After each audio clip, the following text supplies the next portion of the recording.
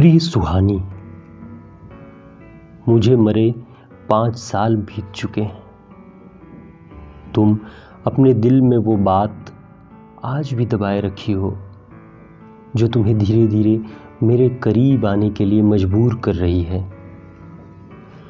तुम्हारी आंखों के गड्ढे और गहरे हो गए हैं, जबकि तुम्हारी आंखें सबसे सुंदर हुआ करती थी। तुम्हें याद है, मैं जब भी तुमसे मिलता था तो सबसे पहले यही गुनगुनाता था, तेरी आंखों के सिवा इस दुनिया में रखा क्या है। तुम्हारी आंखों में अब वो चमक नहीं दिखती जब तुमने मुझे पहली बार छात्र संघ भवन से भाषण देते हुए महसूस किया था। वो एक्सीडेंट जो कई साल पहले बीत चुका है, जिसे तुम भुला नहीं पा रही हो। तुम आज भी खुद को दोषी मानती हो। तुम्हें क्या लगता है, तुम रोक लेती तो मैं रुक जाता? छात्रों का इतना बड़ा आंदोलन हुआ, तुमने सोचा कभी कि अगर उसमें मैं शामिल न होता तो मुझे कितनी ग्लानि होती? लाठियों की मार से मैं मर गया तो क्या हुआ? लोगों का आंदोलन तो सफल हो गया। मेरी जगह कोई और होता तो क्या तुम्हें अच्छा लगता? जिस तरह तुमको मुझे खोने की तकलीफ है, उसी तरह किसी और को भी होती। तुम सोचती हो कि लोग मुझे भूल गए हैं, लेकिन मैंने जो किया है उसे तुम तो जानती हो। आज तक दुनिया में बिना कुर्बानी कुछ मिला है क्या?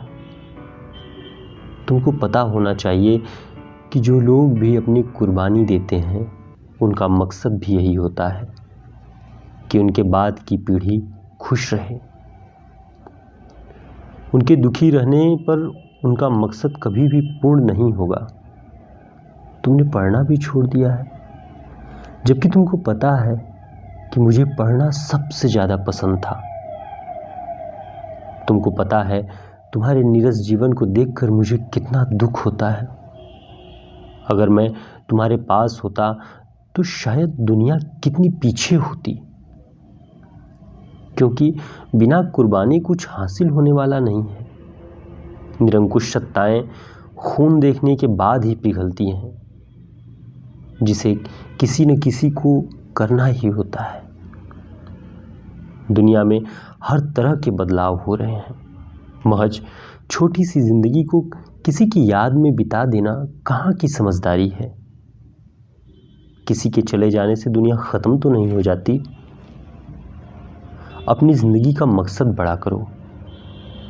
इस दुनिया में बहुत सी तकलीफें हैं।